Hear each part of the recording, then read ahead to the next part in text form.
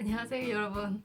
저는 지금 제 방의 침대 위에 앉아 있습니다. 제 뒤로 보이는 이것은 제가 다녀온 세계들을 표시해 놓은 저의 세계 지도입니다. 이번 영상에서는 제가 산 역사에 대해서 말씀을 드리려고 해요. 제 블로그 보신 분들은 많이 아시겠지만 제가 해외에 되게 오래 살았어요. 제가 지금 20대 중후반인데 학창 시절에 거의 대부분을 해외에서 보냈다고 보시면 될 것 같아요. 제가 한 11년 정도 해외에서 살았거든요. 그래서 순서가 어떻게 되냐면 이제 영국, 한국, 터키, 한국에 미국, 한국으로 돌아와서 이제 한국에 있는 대학교를 다니고 그 이후로는 부모님이 해외를 나가실 때마다 제가 이제 거기에 한 달 정도 체류하는 수준으로 요르단하고 알제리로 살았고, 그 나라에 가면은 그 나라에 사는 것뿐만 아니라 그 주변 국가들 다 같이 둘러보게 되잖아요. 그래가지고 아마 제가 방문한 국가 수로는 한 50개국이 넘을 것 같아요. 사실 대부분은 제가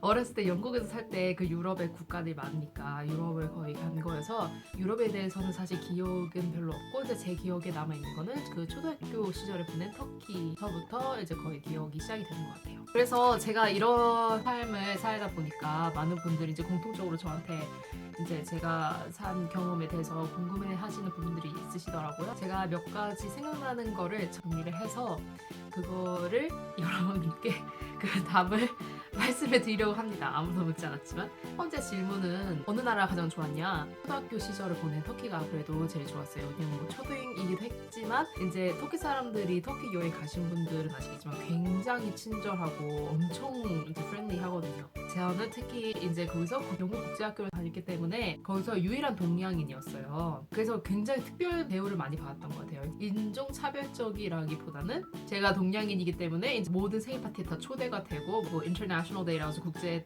날이라고 해서 자기 나라의 전통 옷을 입고 와야 되는 날에 제가 이제 선녀 한복 같은 걸 입고 가면 선생님들이 너무 좋아하시고, 제 자체에 대해서 긍정적인 생각을 많이 갖게 해주는 시간을 터키에서 보냈던 것 같아요. 그래서 뭐 전문적으로 터키가 이제 세 나라 중에서는 저 개인적으로는 가장 이제 살기가 가장 좋았고 그렇습니다. 네, 이제 두 번째 질문이 뭐냐면 그렇게 해외 생활을 오래 다채롭게 했으면은 무엇이 좋냐라고 하시는데, 첫 번째는 이게 가장 큰 건데요. 영어를 잘할 수 있었다는 점이에요. 제가 이제 터키에서 영국 국제학교를 다니기도 했지만 미국에서는 이제 미국 학교를 다니기 때문에 사실 제가 갖고 있는 이제 거의 모든 학창 시절에 얻었다는 지식의 총집합이 거의 대부분 미국에서 왔다고 보는 게 옳거든요. 그래서 해외 생활이라고 말하기에는 굉장히 이제 미국 영향을 많이 받은 축에 속하는데, 영어를 잘하면 확실히 삶이 너무 편해요. 뭐 미국에서는 당연히 영어가 이제 공용어니까 그런 면도 있지만 이제 세계 공통어기도 하기 때문에 이제 해외에서 여행을 다닐 때 저는 좀 두려움이 많이 없는 편이에요. 저 혼자 여행을 자주 다니는 편이긴 한데 어디에 가서 언어가 안 통해서 좀 어려울 것 같다라고 느낌을 받은 적은 거의 없어요. 심지어 중국에서도 베이징에서 영어 잘 하시는 분들이 계시더라고요. 그래서 그런 면에서 이제 좀 자신만만할 수 있다는 거, 뭐 그런 게 좋았고, 영어 잘하는 거의 그 장점으로는 그거 외에는 너무 많죠. 그래서 한국에서는 영어를 잘하면 일단 제 생각에는 굶어 죽을 일은 없는 것 같아요. 저도 이제 대학교 다닐 때 제 용돈 벌이를 영어 회화 과외를 하면서 많이 충당을 했었거든요. 그러면 제 입장에서는 이제 영어로 말만 하면은 네, 제 용돈이 충족되는 부분이 있었기 때문에 이게 너무너무나 좋았어요. 근데 그게 제가 이제 영어를 잘했기 때문에 그 수혜자여서 다행이었지만, 그게 한편으로는 한국에 굉장히 좀 쉬운, 좀 속상한 부분이기도 하죠. 왜냐면 한국어를 잘하는 것보다 영어를 잘하는 게 훨씬 더 삶에 이득이 될 수 있는 부분이 높은 부분인 것 같아요. 두 번째로는 경험의 폭이 엄청 넓어지는 거를 부인을 할 수가 없어요. 다른 사람들이 잘 해보지 않은 경험들을 저는 이제 많이 해본 것 같아요. 예를 들어서 여기에서 학교 가는 길에 어떤 숲이 있었어요. 근데 외국인들은 그 고사리 나무를 안 먹잖아요. 이제 그게 피면 이제 독이 있으니까. 근데 우리나라 사람들은 고사리를 먹으니까 그 숲에 고사리가 굉장히 많아가지고 엄마랑 저랑 제 동생이랑 고사리를 따러 그 숲으로 막 들어갔다가 어쩌다가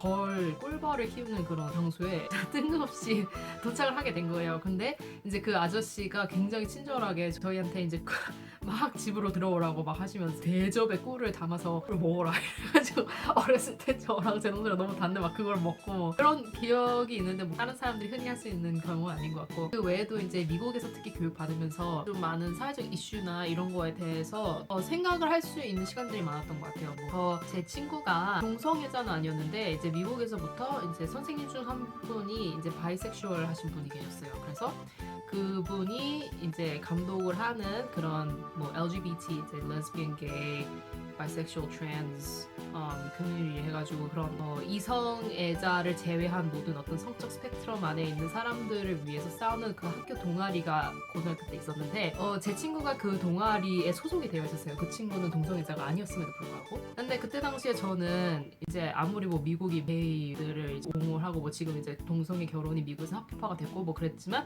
이제 그때 당시에는 그게 아니었으니까 사춘 걔네 사이에서도 그런 동아리를 든다는 거는 약간 많이 특이한 애들이 그런 데를 가입을 했었거든요. 그래서 저도 어린 마음에 쟤는 왜 저런 동아리를 들어서 우리를 되게 이상한 집단처럼 보이게 할까라고 생각을 한 적이 있었는데 지금 생각해보면 그 친구가 너무너무 대단한 친구인 것 같은 거예요. 어떻게? 남의 어떤 시선이나 구애에 상관이 없이 자기가 정말로 이제 옳다고 믿는 인권의 유지를 위해서, 인권의 보호를 위해서 자기가 그렇게 이제 그 동아리에 가입을 해서 동아리 측에서 다양한 행사들 했는데 그 중에 제일 인상 깊었던 행사가 뭐였냐면 동아리에서 하루 동안 그 동아리에 든 학생들은 이제 마스크를 하고서 말을 하루 동안 절대 안 해요. 그래서 인덱스 카드를 들고 다니면서 이제 선생님이 질문하면은 뭐 yes, no 뭐 이런 식으로 그 답을 이렇게 선생님한테 보여줄 수 있게 그렇게 들고 다녔거든요. 그것의 의미가 뭐냐면 동성애자들이 다른 사람들로부터 협박을 받거나 비난을 받거나 가족을 잃게 되거나 쫓겨나거나 이런 상황을 피하기 위해서 동성애자임에도 불구하고 그것을